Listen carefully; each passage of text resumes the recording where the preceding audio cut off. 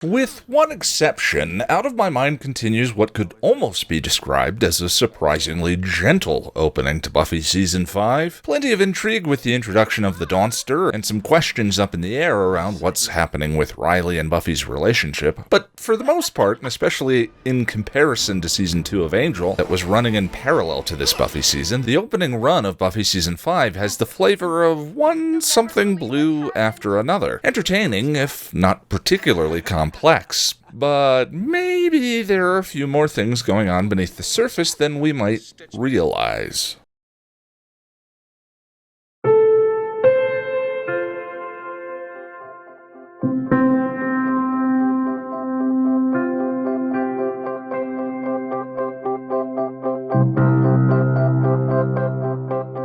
Buffy is out on the hunt, as she was in the first episode, the distinction between hunting and slaying emphasized by the pan up to her crouched atop a tomb like a predator about to pounce. She's getting so good at it now that the vamps aren't even making it out of their graves. That just seems like cheating. As a vicious bit of kickboxing occurs in the new fighting style of the season, I love this flying kick right here, Riley interferes with Buffy's me time, followed closely by a bored Spike. When Riley joins in on a bit of the Spike chastisation, Buffy can't hold back a look. Oh, I saw that. Looks like neither boy's entirely welcome. Spike monologues darkly about killing Buffy before Buffy and Willow are having a debate about school, and Willow drinks in the moment. I agree that Marat wasn't a real martyr, but the death in the tub, the neck wound, all that blood, just a little more fangy than knifey. Grossly oversimplifying history here, as well as mispronouncing some names, Jean-Paul Marat was a French journalist who turned the people away from political moderates at the time to the more radical French revolutionaries. After letting a woman into his home who he thought was on his side, the woman stabbed him in the chest and he bled to death in the tub. In this conversation, Buffy is arguing for Marat's side. We're arguing. We're having a debate about a college lecture. I have dreamt of this day since forever. Her surprise over Buffy's intellectual foo makes sense when considering what Willow's subconscious depiction of Buffy was in her dream world. You're already in character. I should have done that. Speaking of, after his replacement hijinks, Xander is demonstrating some confidence in his own abilities for the first time in, well, since the Zeppo, really. Well, I must say, I'm very impressed. Yeah, carpentry is pretty cool. Xander and Giles have put together a training room for Buffy in the back of the magic box, and Riley makes a surprise attack. Just keeping you on your toes. Buffy expresses her gratitude. You're like my fairy godmother and Santa Claus and Q, all wrapped up into one. Q from Bond, not Star Trek. Wait a minute. Buffy likes Star Trek The Next Generation? I didn't know Buffy watched Star Trek. Okay, I mean, it's possible she picked up some of that TNG knowledge from Xander. I'm sorry, Colin may work for Locutus of the Borg here, but I'm freaked out and I intend to stay that way. So can you repair it? Sure, just as soon as I get my master's degree in advanced starship technology. But as of this day, I'm going to proceed as if it's an absolute certainty that she's a fan. Don't you dare ruin it for me in the comments. Don't you dare. Spike is watching Dawson's Creek and, ironically considering the ending of the episode, accusing Pacey of being blind. Like a total Jen, Harmony shows up and asks to move back in with him. Riley is now starting to act like a coked-out chihuahua, even in the bedroom. Back at the Summers residence, Dawn is doing a very relatable excavation of the family's cereal box to get at the toy surprise when something comes over Joyce. At the hospital, Buffy and company meet an intern named Ben, and Dawn decides to distract herself with his stethoscope, a moment I've always found oddly magical. Fiddling with whatever might be handy in a moment of extreme stress strikes me as something a kid would definitely do. And the sound design in the scene is terrific, artfully creating that moment of Dawn being in her own world. It works like a nice little moment of fantasy, gradually building to the reveal of Riley's heart rate. Riley refuses support from the hospital and Joyce gets sent home, and in contrast to the subtle stethoscope bit, Riley's basketball montage always lands poorly for me. For anyone who might not know, Marc Blucas helped win a basketball national championship for his high school 2 years in a row, and got a basketball scholarship to Wake Forest. What is it with him and forests? Shut up. Where he played a year with a young Tim Duncan. The hoop on the back of Riley's dorm door in Season 4 was probably an homage to Blucas's resume, but this full-on montage in proximity to the replacement is a little hilarious. Nicholas Brendon has an identical twin? Sweet, let's do an evil twin episode. Marc Blucas played college ball. By the way, there may be a bit of accidental Riley commentary going on in this scene. The song playing in the background of his montage is called Breathe by Nickelback. Grant crashes the game. Oh man, I'm actually happy to see him, and I'm not really sure why. The only part of the initiative that didn't ultimately suck? Awesome, Buffy. Grant tries to convince Riley to let him help. Riley refuses and flees. While out searching for him, Buffy tips off Spike about the initiative's surgeon waiting at Sunnydale Hospital. Harmony, Spike, and Crossbow convince the doctor to operate on him. Spike's swagger whenever he gets to do evil again, even if it's by way of Harmony here, is pure magnetism. Buffy finds Riley. She and Riley have a pivotal conversation that I'll get back to in a minute. Loving you's the scariest thing I've ever done, Buffy. After that Riley-Finn classic, Buffy manages to convince him to go to the hospital. The doctor fakes Spike's chip removal, Harmony and Spike flee, Riley gets patched up, Grant plants a seed in Riley's mind, and the episode ends with...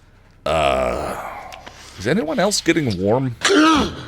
The replacement introduced the idea of twins, dualities, or split identities to this season, and Out of My Mind continues to build on that notion directly. Our characters, in one way or another, divided against themselves. It's always astonishing to me how often the writers come up with titles that can describe many different elements of an episode. In Out of My Mind, there are many characters that are, well, a little out of their minds. Riley is going out of his over the possibility of losing Buffy and having to put himself in government hands again for surgery. The title applies to Spike twice, with him literally wanting to get the chip out of his mind, and the panic over his late episode discovery. Something appears to be up with Joyce and her mind, and maybe we can count Harmony as having already lost hers a long time ago. Can you help with the thinking? But many of these dynamics also represent emerging dualities, the oldest one dating back to the very first episode. There has always been a back and forth between, as she called them last episode, Buffy and Slayer Buffy. And lately, these two have been looking more and more distinct from each other, with Slayer Buffy being portrayed like a predator on the hunt. There is also $6 million government-empowered Riley and the Joe Riley he's afraid of turning into. And along with chipped Spike and unchipped Spike, there is now Spike who hates Buffy and the Spike who lusts for Buffy. It might be tempting to believe that the seed for Spike's dream was planted in something blue.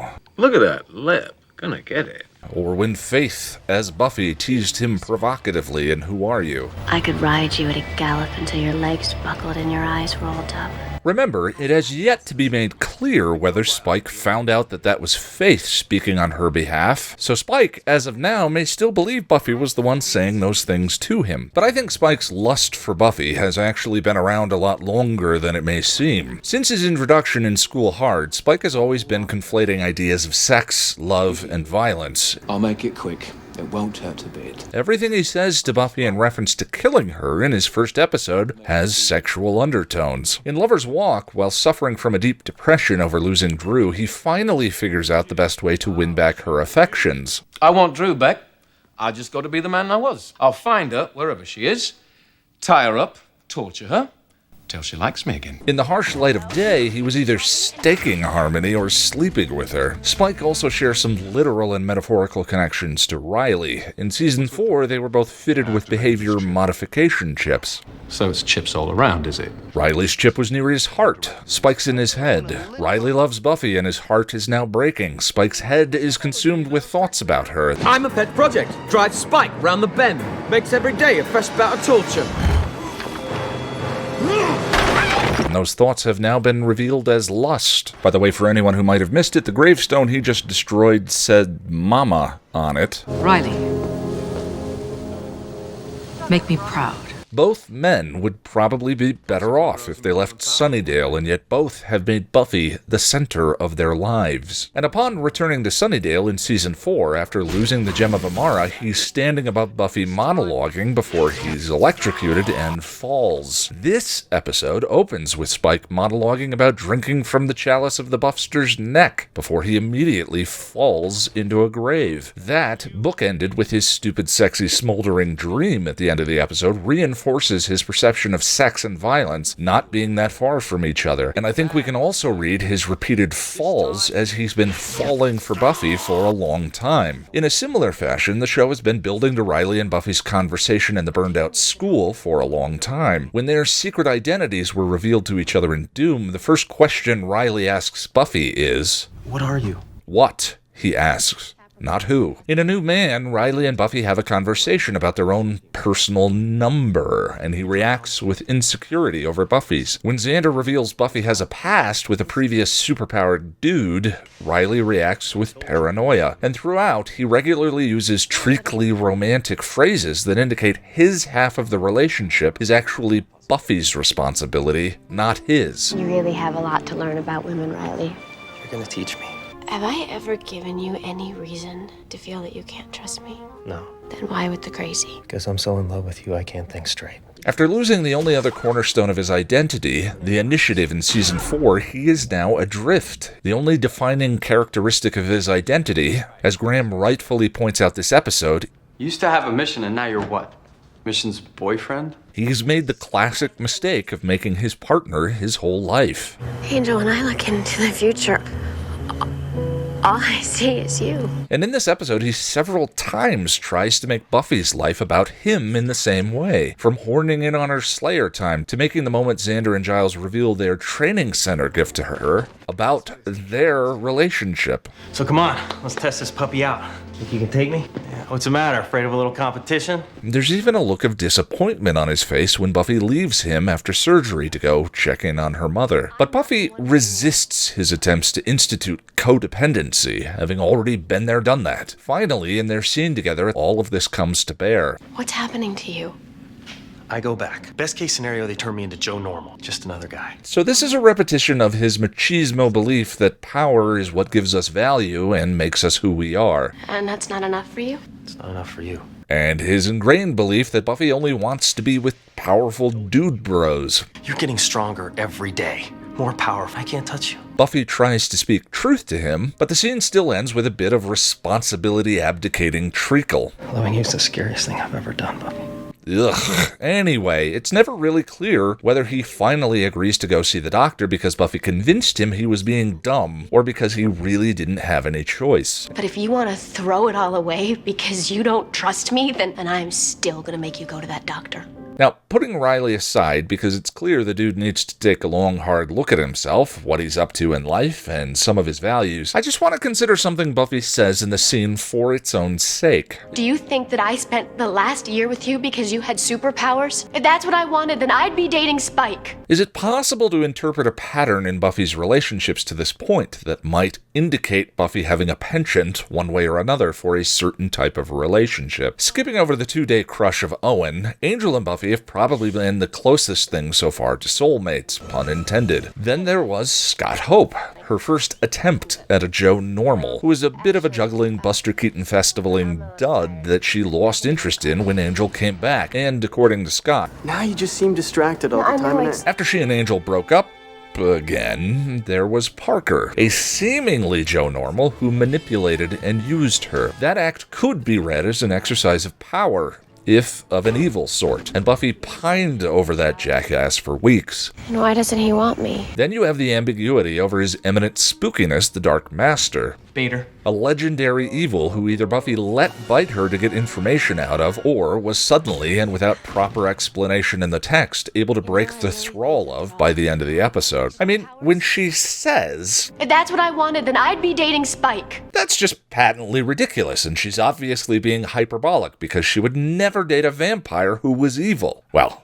not currently. But I'm just saying, if we look for patterns in her dating history to this point, you could see how someone might think that was a possibility, even if the pattern itself doesn't validate Riley's turdish behavior. And before anyone gets on me for thinking I'm making some kind of indictment here of a 20-year-old for her mostly high school dating history, please understand, I'm just trying to interpret the perspectives of these two characters at this particular moment in their story together. No one is ever finished, and one of the insane joys of this show is that the characters make choices, good and bad, and grow from them. usually. The other Scoobies take a bit of a back seat in this episode, but there are a couple of details worth noting. Xander makes the connections between he and Riley that I mentioned in the previous episode explicit. Maybe he just needs some time alone. Like, I had this friend once who really liked this girl, and he got all worried that maybe she didn't like him back, and maybe that made him act like a total jerk. I guess the guy's gotta be undead to make time with you. That's really harsh. He is probably referring to Riley directly with that piece of dialogue and not himself, but I still think it's telling that when you pair that line with his scene in Prophecy Girl, it's almost impossible to tell the difference. Even Anya is confused. I care about you, Xander. Thanks. And the line has the same problem as your average Riley treacle, in that it frames their behavior in a way so that Buffy is ultimately responsible. Maybe she didn't like him back, and maybe that made him act like a total jerk. As in, not being liked back made Rander act like a total jerk. In Season 4, I mentioned that there were some potential parallels between the relationships of Riley and Buffy, and Tara and Willow, if slightly inverted. When Riley and Buffy were unable to find the words, Tara and Willow were talking endlessly. As Willow kept Tara somewhat hidden away, Buffy made Riley her central focus for a period of time. And in this episode, as Tara and Willow are searching the school, Willow uses a spell to illuminate all of the darkness. And besides, isn't this better than using a flashlight like some kind of doofus?